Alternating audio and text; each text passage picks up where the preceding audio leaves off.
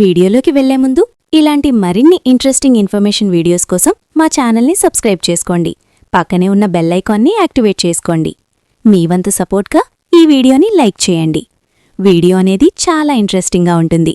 చివరి వరకు చూడండి. సినిమా అనేది రంగుల ప్రపంచం కావచ్చు, కానీ ఆ ప్రపంచంలో తనకంటూ ఒక ప్రత్యేకమైన సామ్రాజ్యాన్ని సృష్టించుకున్న ఏకైక పేరు నందమూరి. ఆ పేరు వెనుక ఉన్న వారసత్వం ఒక ఎత్తు అయితే, ఆ వారసత్వాన్ని తన భుజాల మీద మోస్తూ మాస్ అనే పదానికి నిలువెత్తు నిదర్శనంగా నిలిచిన వ్యక్తి, ఇండియాలోనే అతిపెద్ద సూపర్ స్టార్గా నిలిచిన బిగ్గెస్ట్ హీరో మన నటసింహం నందమూరి బాలకృష్ణ. బాలయ్యబాబు సెట్లోకి అడుగుపెడితే వైబ్రేషన్, స్క్రీన్ మీద కనిపిస్తే సెన్సేషన్. ఆయన నోటినుంచి డైలాగొస్తే థియేటర్లో బాక్సులు బద్దలవ్వాల్సిందే. ఫ్లూటు జిత్తుల దగ్గర ఊదు, నా దగ్గర కాదు అన్నా, రికార్డుల్లో నా పేరు ఉండటం కాదు, నా పేరు మీదే రికార్డులుంటాయి అన్నా, అది కేవలం ఆయనకే చెల్లు. సీమ పౌరుషమన్నా, సింహం గర్జన అన్నా మనకు గుర్తొచ్చే మొదటి రూపం ఆయనే. కేవలం సీరియస్ రోల్స్ మాత్రమే కాదు, అటు సోషియో ఫ్యాంటసీలో ఆదిత్య 369గా, ఇటు పౌరాణికంలో శ్రీరామరాజ్యంగా మెప్పించటం బాలయ్యకే సాధ్యం. ఇక ఏజ్ అనేది కేవలం నంబర్ మాత్రమే అని నిరూపిస్తూ, అన్స్టాపబుల్ ఎనర్జీతో కుర్ర హీరోలకు సైతం పోటీనిస్తూ, ట్రెండ్కి తగ్గట్టుగా తనని తాను మార్చుకుంటూ వెళ్తున్న గ్లోబల్ గాడ్ ఆఫ్ మాసెస్ ఆయన. ఆయనకు కోపం వస్తే ఎలా ఉంటుందో అందరూ చూశారు. క్రమశిక్షణకు మారుపేరు, అభిమానుల గుండెల్లో కొలువున్న దైవం. తండ్రికి తగ్గ తనయుడిగా తెలుగు సినిమా ఖ్యాతిని దశదిశలా వ్యాపింపచేస్తున్న ధీరుడు.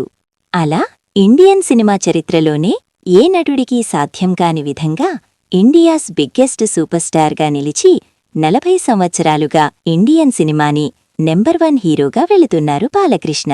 ఈరోజు మనం నటసింహం బాలకృష్ణ గారికి కెరియర్లో కమర్షియల్ హిట్స్లో ఒకటైన అటువంటి బొబ్బిలి సింహం సినిమా గురించి, ఆ సినిమా సృష్టించిన బాక్సాఫీస్ రికార్డ్స్ గురించి తెలుసుకుందాం రండి. వీడియోలోకి వెళ్లే ముందు మీకిష్టమైన బాలకృష్ణ గారి సినిమా ఏదో కామెంట్ చేయండి. బొబ్బిలి సింహం ఈ సినిమాకు కథ అందించింది మరెవరో కాదు, బాహుబలి రచయిత రాజమౌళి తండ్రి విజయేంద్రప్రసాద్. అక్కినేని నాగేశ్వరరావు గారి ప్రేమాభిషేకం స్ఫూర్తితో ఈ కథను రాశారు. ఇందులో హీరోకి కాకుండా హీరోయిన్ రోజాకి క్యాన్సర్ ఉంటుంది. తాను చనిపోతానని తెలిసి తన భర్త ఒంటరివాడు కాకూడదని పట్టుబట్టి మరీ భర్తకు రెండో పెళ్లి మీనాతో చేస్తుంది. ఒకవైపు పవర్ఫుల్ ఫ్యాక్షన్, జమీందారీ నేపథ్యం, మరోవైపు కన్నీళ్లు పెట్టించే భార్యాభర్తల సెంటిమెంట్తో ఈ కథ సాగుతుంది. డైరెక్టర్ మార్పప్. మొదట ఈ సినిమాని బి. గోపాల్ గారు డైరెక్ట్ చేయాల్సి ఉంది. కాని కొన్ని కారణాల వల్ల ఏ. కోదండరామిరెడ్డి గారు ప్రాజెక్టులోకి వచ్చారు. రజనీకాంత్ కస్ట్. ఈ సినిమా ఓపెనింగ్ వేడుకకు సూపర్ స్టార్ రజనీకాంత్ ముఖ్య అతిథిగా హాజరయ్యారు. నైజాం హక్కులు. అప్పట్లో ఈ సినిమా నైజాం ఏరియా పంపిణీ హక్కులను మెగా నిర్మాత అల్లు అరవింద్ తీసుకోవటం ఒక విశేషం. లొకేషన్స్. ఈ సినిమా షూటింగ్ ప్రధానంగా తూర్పుగోదావరి జిల్లాలోని కాండ్రకోట మరియు పరిసర ప్రాంతాల్లో జరిగింది.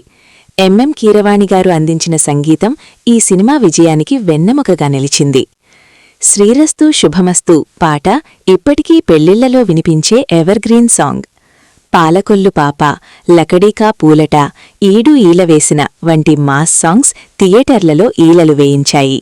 ముఖ్యంగా బాలయ్యబాబు, మీనా, రోజా మధ్య వచ్చే పాటల పిక్చరైజేషన్ ప్రేక్షకులను బాగా ఆకట్టుకుంది. ఈ సినిమా విడుదలైన టైంలోనే బాలకృష్ణ గారి కుమారుడు మోక్షజ్ఞ జన్మించారు. వారసుడు పుట్టిన వేళా విశేషమో ఏమో కాని సినిమా బ్లాక్ బస్టర్ హిట్ అయింది. 1994లో బాలయ్యకు ఇది వరుసగా 3వ హిట్, భైరవద్వీపం, గాంధీవం తర్వాత.